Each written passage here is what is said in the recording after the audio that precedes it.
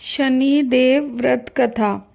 एक बार सभी 9 ग्रहों सूर्य, चंद्र, मंगल, बुध, बृहस्पति, शुक्र, शनि, राहु और केतु में बहस हो गई कौन सबसे बड़ा है। आपस में लड़ने के बाद सभी देवराज इंद्र के पास गए। इंद्र असमंजस की स्थिति में निर्णय नहीं दे पाए, परंतु उन्होंने सभी ग्रहों को सुझाव दिया कि पृथ्वी पर राजा विक्रमादित्य ही इसका फैसला कर सकते हैं, क्योंकि वो बहुत ही न्यायप्रिय राजा हैं। सभी पृथ्वी पर राजा विक्रमादित्य के पास गए और अपने अपने आने का कारण बताया। राजा उनकी समस्या को सुन बहुत परेशान हो गए। उनका चिंतित होना लाजमी था, क्योंकि जिसको भी किसी से छोटा बताया तो वही गुस्सा कर जाएगा। राजा के काफी सोच विचार के बाद उन्हें एक उपाय सूझा। उन्होंने स्वर्ण, रजत, कांस्य, पीतल, सीसा, रांगा, जस्ता, अभ्रक और लोहे से 9 सिंहासनों का निर्माण करवाया और उन्हें उपयुक्त क्रम में रख दिया। सबसे निवेदन किया गया कि क्रमानुसार सिंहासन आसन ग्रहण करें। शर्त रखी गई कि जो सबसे अंतिम में सिंहासन पर आसन ग्रहण करेगा वही सबसे छोटा माना जाएगा, जिसकी वजह से शनिदेव सबसे बाद में आसन प्राप्त कर सके और सबसे छोटे कहलाए। क्रोध के आवेश में आकर शनिदेव ने सोचा कि राजा ने ये सब जानबूझकर किया है। कुपित हो राजा से कहा कि तू मुझे नहीं जानता। सूर्य एक राशि में 1 महीना, चंद्रमा 2.25 महीने, 2 दिन, मंगल 1.5 महीना, बृहस्पति 13 महीने, बुध और शुक्र 1-1 महीने विचरण करते हैं, लेकिन मैं 2.5 से 7.5 साल तक रहता हूँ। मैंने बड़े बड़े का विनाश किया है। श्री राम की 7.5 आने पर उन्हें जंगल जंगल भटकना पड़ा और रावण की आने पर लंका को बंदरों की सेना से परास्त होना पड़ा। क्रोधित शनिदेव ने राजा से कहा कि अब आपको सावधान रहने की जरूरत है। इतना कह शनिदेव कुपित अवस्था में वहां से चले गए। समय गुजरता गया और कालचक्र का पहिया घूमते हुए राजा की 7.5 आ ही गई।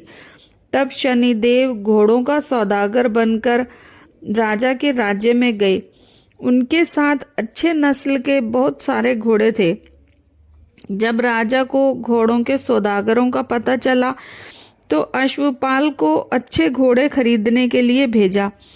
अश्वपाल ने अच्छे घोड़े खरीदे। इसके अलावा सौदागर ने उपहार स्वरूप एक सर्वोत्तम नस्ल के घोड़े को राजा को सवारी हेतु दिया। राजा विक्रमादित्य जैसे ही उस घोड़े पर बैठे, वह सरपट वन की ओर भागने लगा। जंगल के अंदर पहुंचकर वह गायब हो गया। भूख प्यास की स्थिति में राजा जंगल में भटकते रहे। अचानक उन्हें ग्वाला दिखाई दिया, जिसने राजा की प्यास बुझाई। राजा ने प्रसन्नता में अपनी अंगूठी देकर नगर की तरफ चले गए। वहां एक सेठ की दुकान में पहुंचकर उन्होंने जल पिया और अपना नाम बताया। भाग्यवश उस दिन सेठ की खूब आमदनी हुई। सेठ खुश होकर उन्हें अपने साथ घर ले गया। सेठ के घर में खूंटी पर एक हार टंगा था, जिसको खूंटी निगल रही थी। कुछ ही देर में हार पूरी तरह से गायब हो गया। सेठ वापस आया तो हार गायब था। उसे लगा कि वीका ने ही उसे चुराया है। सेठ ने वीका को कोतवाल से पकड़वा दिया और दंड स्वरूप राजा को चोर समझ उसके हाथ पैर कटवा दिए गए। अपंग अवस्था में उसे नगर के बाहर फिकवा दिया गया। तभी वहां से एक तेली निकल रहा था, जिसको उस पर दया आ गई।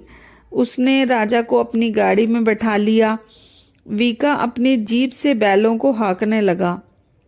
कुछ समय पश्चात राजा की शनि दशा समाप्त हो गई। वर्षा काल आने पर वीका मल्हार गाने लगा। एक नगर की राजकुमारी मनभावनी ने मल्हार सुनकर मन ही मन प्रण कर लिया कि जो भी इस राग को गा रहा है वो उसी से विवाह करेगी।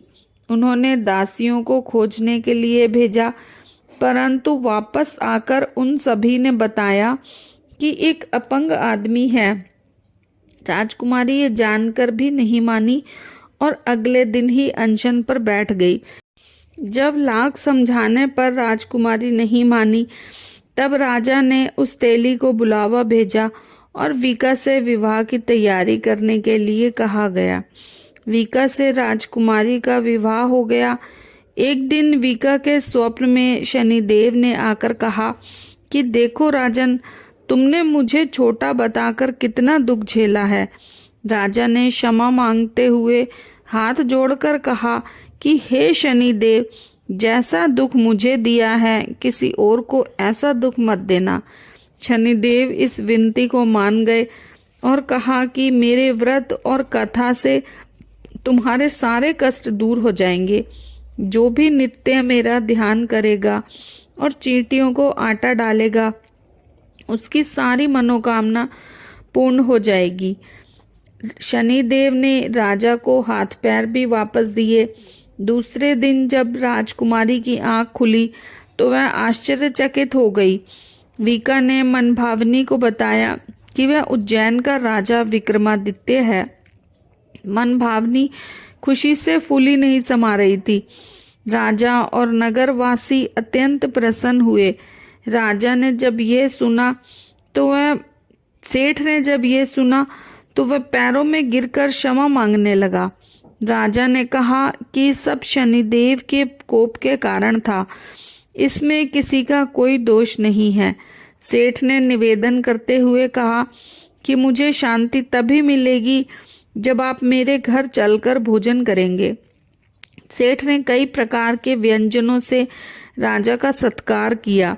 जब राजा भोजन कर रहे थे तो जो खूंटी हार निगल गई थी अब उसे उगल रही थी। सेठ ने अनेक मोहरें देकर राजा को धन्यवाद दिया और अपनी कन्या श्री कंवरी से पानी ग्रहण का निवेदन किया। राजा ने सहर्ष स्वीकार कर लिया।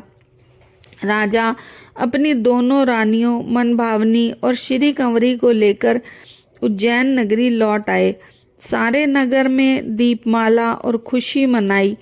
राजा ने घोषणा करते हुए कहा कि मैंने शनिदेव को सबसे छोटा बताया था, लेकिन असल में वही सर्वोपरि हैं।